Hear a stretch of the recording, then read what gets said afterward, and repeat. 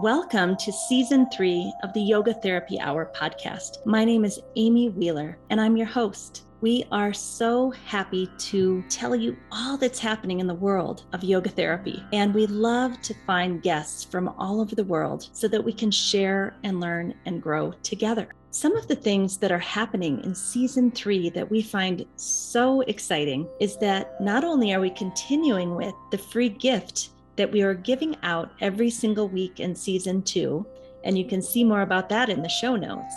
But now we are adding a YouTube channel, and you can see all of these podcasts on video. The YouTube channel is called Optimal State with Amy Wheeler. Some people like to watch video. Maybe you want to use it for one of your trainings. These videos on YouTube will be there for you to use for free. We would love your support. We have opened up a Patreon page that is going to help the podcast flourish and grow. You can help us to expand and grow and create more content for you. And we'd love for you to visit the Patreon page, which is called Optimal State and Yoga Therapy Hour podcast. So let's go into our guest today, and please nourish yourself, take time for yourself, and really relax into listening to the podcast.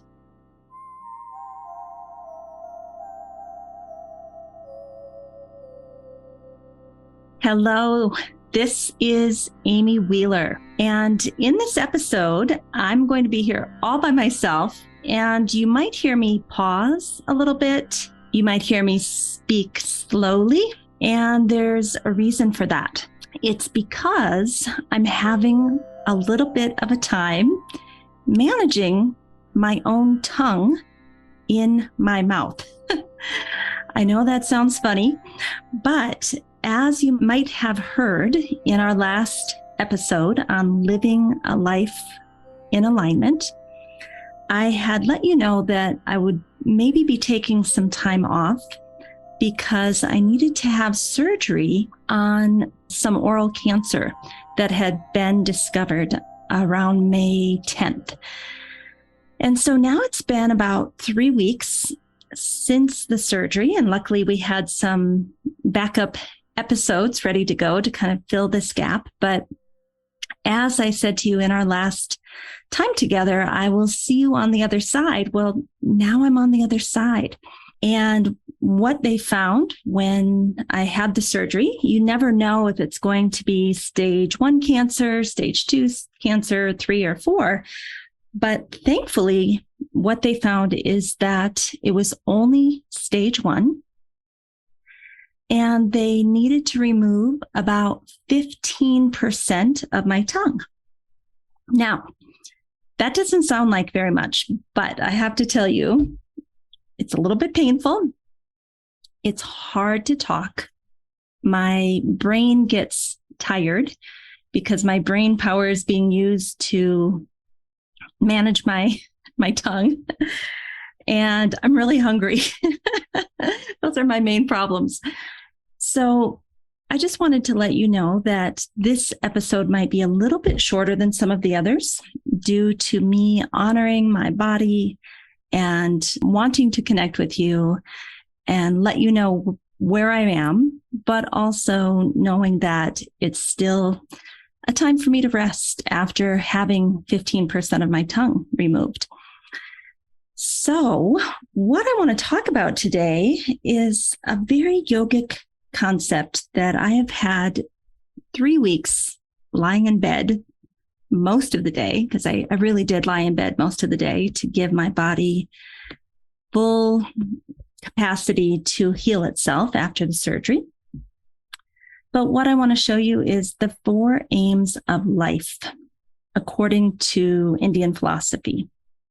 And that is Artha, Kama, Dharma, and Moksha. And I've really been reflecting on this quite a bit because as I went into surgery for this oral cancer, I didn't know for several weeks between the diagnosis and the surgery. I didn't know what stage I had. I didn't know the prognosis. I didn't know if it was going to spread, all of those things. So during that several week period, I had a chance to really reflect on my life and ask myself, if this doesn't go well, are you okay? Are you ready for the next stage, whatever that is? And as it turns out, I am ready for the next stage, whatever that is for me. But the reflections that I had really, I think, are important reflections for all of us as yogis to have, because when we reflect on death, it gives us a new lease on life. And that's what I feel like I have, a new lease on life. And that new lease on life is based around these 4 aims of life. So, like many of you, I started off life. There were some very challenging and difficult things in my childhood that I'm not going to go into here. But one of them is that I grew up in poverty. We had 6 children in our family. I was the youngest, and my father was a minister. And I think he got paid $19,000 to raise a family of 8 people. And so this idea of one of the aims of life being wealth and the ability to support ourselves so that we are sustainable, that has been a really challenging area for me to master in this life. And I think a lot of yoga teachers would say the same, that they want to do this good work in the world, but they're having trouble supporting themselves. And so the first thing I want to say about Artha, or wealth, is that a lot of our perception around worthiness, around survival, around trusting the universe or whatever it is that you go to for your support and nourishment, whatever name you want to call that, that is a really challenging thing for us. Do we kind of sell out and make money our God? Maybe. Or can we learn to live a simple and sustainable life, hopefully, as yogis, less distraction? And can we even find a way to provide for ourselves in yoga, which some people would even argue shouldn't even be a profession. It shouldn't be something that we're making money off of. I don't believe that. I feel the world needs yoga and that the work that we do needs to have a prana exchange. But I think the attitude that we approach our yoga teachings, yoga business with is super, super important. And that is that there is a prana exchange. Prana will come in to nourish us, and prana will go out to nourish others. This prana could be in terms of finances. It could be in terms of friendships. It could be in terms of travel, experiences, spiritual nourishment. There's a lot of ways to have abundance. And so one of the things that I realized within the last few years is that I have a very abundant life. But in my mind, abundance meant financial security. and that was something that I didn't always have in my life. And so I think that's worth examining. What is wealth? What does abundance mean to you? And what are you willing to give in order to have that security? I always think of it as this is kind of our first, second, third chakra issues. And what is it that I'm willing to give up in order to have my security and my safety needs met? Now, one of the problems with not feeling secure and safe in this area of wealth and abundance is that we have a shifted perception. We communicate in specific ways. We sell ourselves out in order to get this wealth or this abundance or this security, if you will. And so the first thing that I want you to reflect on today, and this is your homework, is where have you sold out? Where have you abandoned yourself? Where have you not kept your dignity in order to get that safety and security that is so needed by so many of us? So that's number one. I have done a lot of reflection on that. And what I've come to, just kind of the Cliff Notes version, is that every time I abandoned myself, I never got what I thought I wanted as an outcome anyway. So I lost in being true to myself, but I never got the safety and security, because if I had to abandon myself to get the safety and security, it's not right action. It's taken me a long time to learn that. And so now I think of this area of Artha or wealth as, what can I empty out from? What can I de-link from? How much space can I create and wait for the right thing to come to me, the thing that is in alignment with me, that will help me have security and abundance, the thing that will not ask me to abandon myself or lose my dignity? That is the key that I have discovered. And I'd like to know what you discover when you do this reflection. And the last thing I'd like to say about Artha, reflecting on this need for safety and security, is, are we making ourselves sick by working too much? I know that is part of what contributed to my illness, is this idea of workaholism, and I've got to do more, and I can't let anybody down, and I have a deadline, and, all that stuff. And what I've now realized is that it's all negotiable. I didn't think it was before my diagnosis and surgery, but as I move forward in the life that I'm planning for myself, this new life that I can now structure, I'm going to work a whole lot less. I'm going to hold so much more space open for those things that are actually right alignment. And I'm really looking forward to that. And I think there's a sensation that we feel in our bodies when it's right alignment versus average alignment, or even not so great alignment.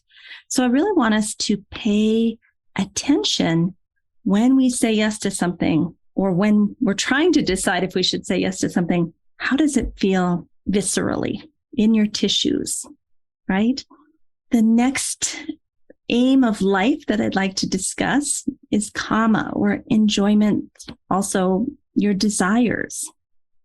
Now, this is so interesting. It's very connected to providing for ourselves, surviving, safety, security, because oftentimes when we have those first and second and third chakra issues around poverty mentality, scarcity, fear that we're not going to have enough, we oftentimes shut down the enjoyment factor of life. And we don't allow ourselves the time and space to connect with loved ones, to be in nature, to take days off, to truly find the simple pleasures of life. And that's was my biggest aha moment in this whole cancer diagnosis, surgery, still in recovery. And as I move forward, is that I haven't paid much attention at all to enjoyment outside of work. I love my work, don't get me wrong, but I really need to cultivate, what does joy on a daily basis mean to me? And I don't want to do that from a place of entitlement and privilege. I want to do that because it is the sole purpose of our life. If we go back to the Upanishads and go to the Panchamaya model, and we've got the 5 layers of the human system, from physical to subtle body to mental, emotional to wisdom body, personality, all the way into the emotional or even the bliss body, if you will, as you work through those 5 layers of the human system described in the Taittiriya Upanishad, what a lot of people don't know is that there are 5 birds that go through the 5 layers, and each bird is one of the 5 layers, but within that bird, there's a head, there's a tail, there's 2 wings, and there's a body. And we had a whole episode on this with Nritya from Krishnamacharya Yoga Mandram, if you'd like to go back to that. But the bird that's at the center, the very deepest bird, the one that is the most profound, has everything to do with joy. It has everything to do with remembering joy, cultivating joy, being with joy. There's nothing more important in our lives than finding that joy. And so to have this realization that I personally have kind of shut down that layer, that joy layer, as well as the kama, one of the aims of life, in order to create safety and security, that made me really sad. It is all of our birthrights to find and experience that joy. And that is not a luxury. That is not something that only those of us with privilege get to experience. That is something that all of us need to make as a main priority in our lives. And through this experience, I honestly felt like it would be okay if I didn't make it. I would be sad, don't get me wrong. But I was most upset that I hadn't listened to the Taittiriya Upanishad and cultivated enough of that joy in my life. And so going forward, that is really high on my priority list, is to have that enjoyment, to experience some fulfilled desires, try not to get too caught up in them, but to really have this human experience that I'm a spiritual being in a human body, and that Purusha, my soul, actually wants to live through my prakriti, my physical, mental, emotional body, and experience joy in this life, that's a thing that needs to happen. So that is like a big deal for me moving forward. And it will inform everything. It will inform what I say yes to in terms of my work. If it doesn't look joyful, it is not with people that I think will be really fun to work with, then I'm probably not going to do it. In terms of my relationships with family and friends, I'm going to have better boundaries and do things that actually promote joy. Maybe be less of a people pleaser in order to allow myself to have some joy in this life. Just making lists of things that make me joyful, activities, passions, skills I'd like to develop, things I'd like to do. It's really exciting to think about what makes me joyful and what could I do that I haven't done. Like, I love pottery and sculpting. There's a little pottery place in town. I'm like, I need to go become a member of the pottery place and really experience the clay in my hands and the glazing of the pots. So those types of things they're not going to be the luxury. They're actually part of this beautiful human experience that I have not allowed myself to have to this point. Some of you are so much better at that than I am. And I look to you as my guides, my joyful guides. Dharma, the third aim of life, right action, dharma. This one, I feel like I've really spent a lot of time and energy. I've figured out what my gifts are. I've worked as hard as I can possibly work in order to contribute to my family and my society, to do my best to have right action and have corrections when I don't do well, ask for forgiveness, learn from my mistakes. I feel in that area, I have succeeded for my personal Svadharma, my right action. I feel like this is maybe the one that I've mastered out of the four, right? So I've already said that working with abundance and wealth has been a lifelong challenge to me, and I'm learning to master it now. I have done horribly at kama, or enjoyment, but Dharma, yeah, I got that one. So I think this is one that a lot of people actually have trouble with, not because they don't have the heart of a steward, right? I think so many of us are really good at giving and being of service to humanity. But what I see in the Optimal State business course is that people have trouble cutting away what is not needed, the things they shouldn't be paying attention to, the things that they have always done but aren't within their dharmic trajectory. People have a lot of time cutting all of that away and delinking from it to see what is left in terms of, these are my primary gifts, this is how I can be of service and make a sustainable living while I'm doing that. So I find that interesting, that finding our dharma oftentimes has more to do with what we take away than what we add in. And I always tell the students in the business course, the statue of David, right? This beautiful statue of David, it was chiseled out of a marble block. And that Michelangelo had to chisel and chisel and chisel and take away and take away and take away to finally allow David to emerge.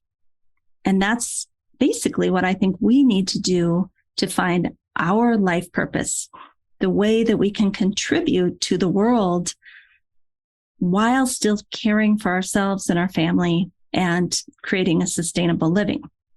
So your homework around your dharma is, what do you need to let go of?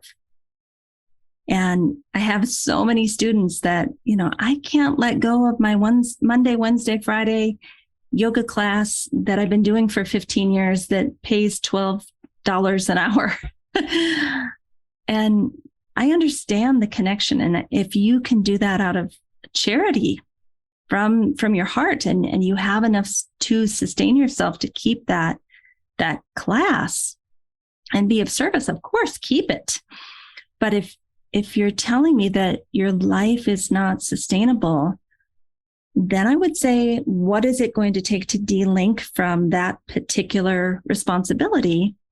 Let someone else come and take over that responsibility that is in alignment with the needs of that class and those students, creating that space to open up for you to find your right alignment that's going to allow you to be of service in a sustainable way over time for your health, as well as your finances, as well as your time and energy. So that is really hard for us, I think. And this is a very Desikacharian viewpoint, that maybe our yoga is about what we're delinking from, what we're letting go of, much more than what we are linking to. That maybe in the beginning stages, it's cleaning out, providing that space so that we can align with something that is right for us. So think about that. Think about, what does that mean to you? For me, whenever I'm having trouble delinking, I do an entire house cleaning. I go through every drawer. I go through every closet. I start getting rid of furniture. I clear my space on a physical level to allow space on a mental, emotional, and spiritual level. And I swear, when I'm doing these crazy house cleanings, my husband just shakes his head at this point.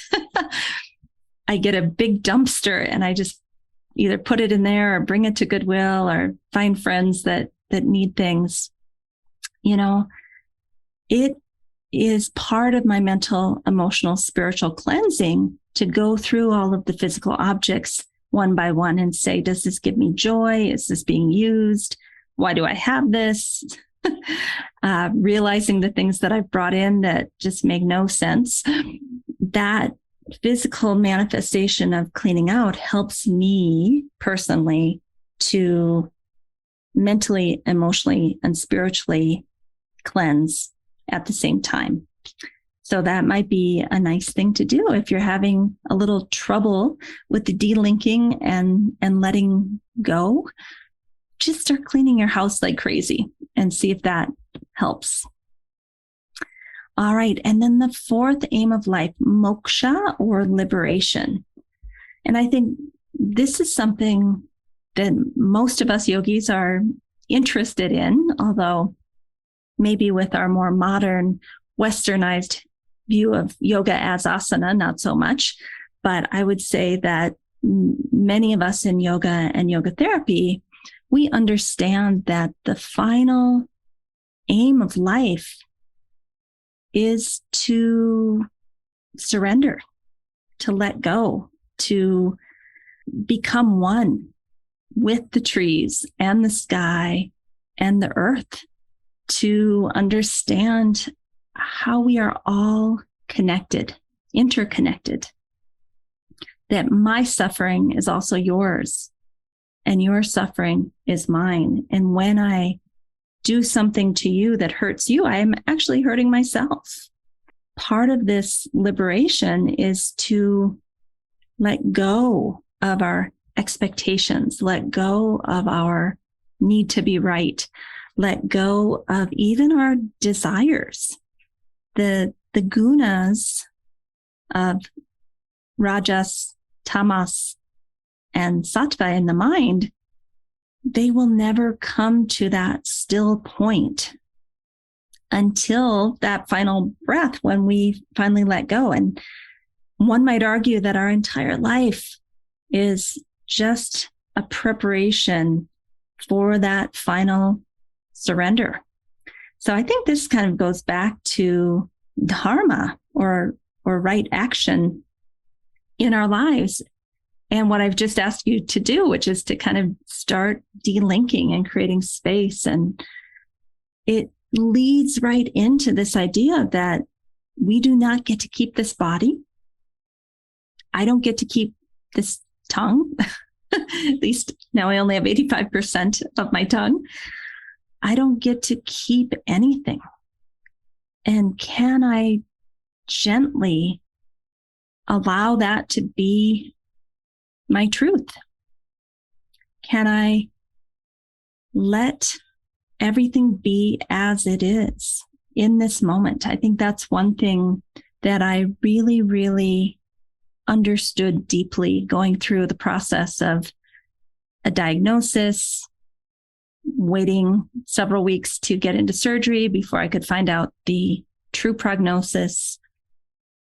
Of course, thinking about how long I'll be on the earth during those couple of weeks, and then finally coming out of the surgery and realizing I probably will be here a lot longer, I hope.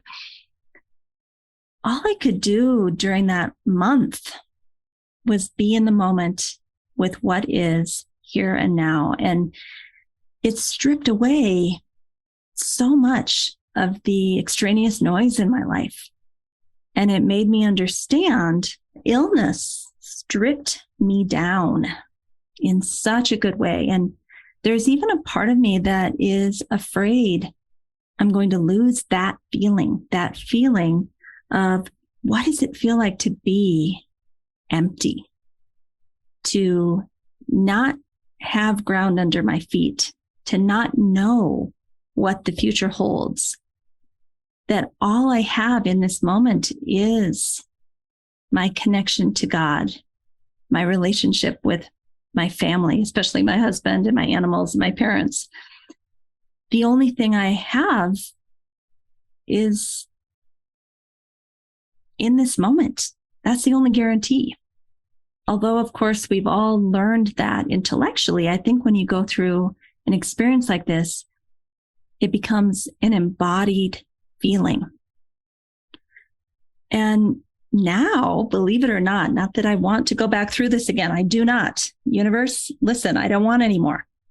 But I do want to keep this feeling that I can just be here in the present moment with what is.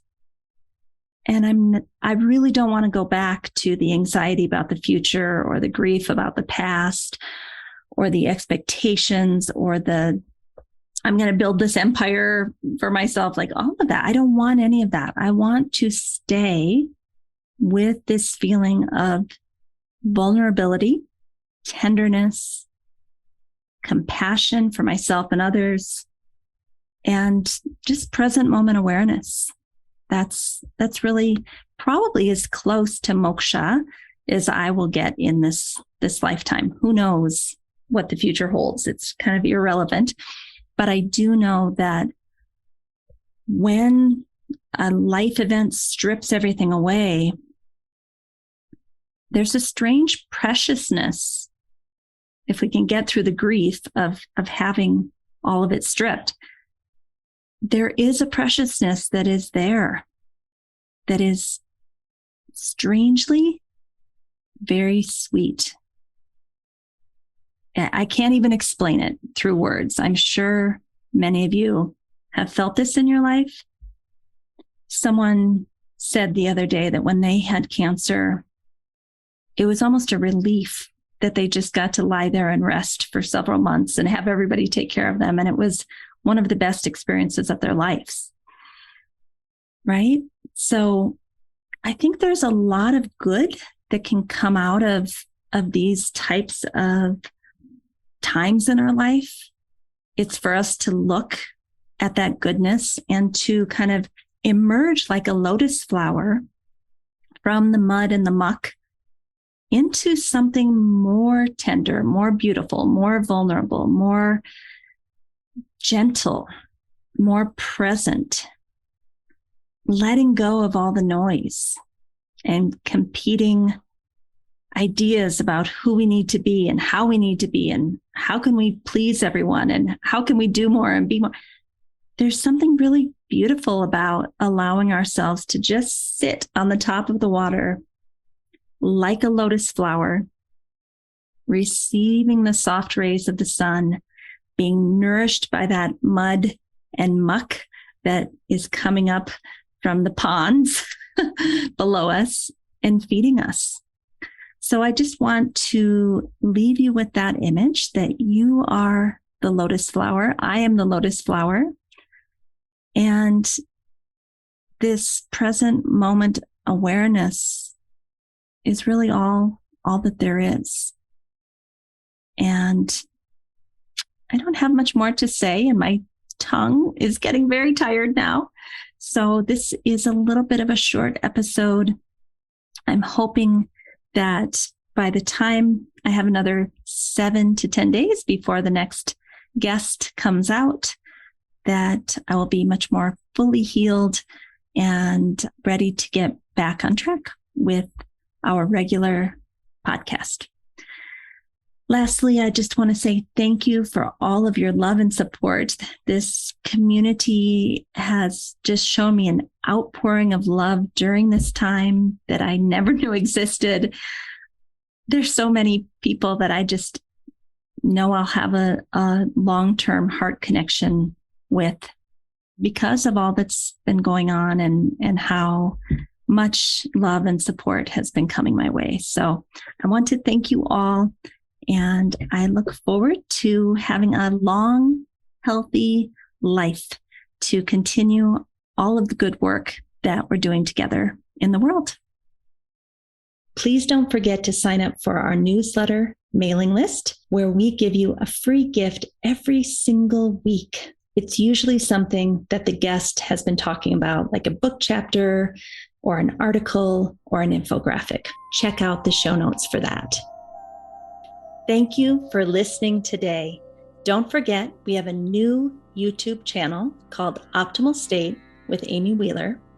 We also have a new Patreon page where you can support us to bring you the most excellent content, and that is Optimal State and the Yoga Therapy Hour Patreon page. Also, you could write us a review on most major platforms that host podcasts. Give us 5 stars if you appreciate the show and tell us what you love so that we can do more of that. Finally, we support several nonprofit organizations through this podcast. See the show notes to understand how you can help. If you'd like to be a guest or a sponsor for this program, contact us at the email welcome@theoptimalstate.com. welcome@theoptimalstate.com. And finally, a special thank you to our team here at Optimal State. We are truly a global family. George Mantuan, one of our executive producers. Adam Satchel, senior media producer and sound engineer from the Philippines. Krishna Panchal, a producer from Canada. Modupe Abdullahi, who does the show notes and is an editor for us from Nigeria. And Peter Morley, who wrote and produced the music for this show, who lives in Australia. Find more about Peter's work at www.zenmusic.biz. Thank you for listening. We'll see you next time.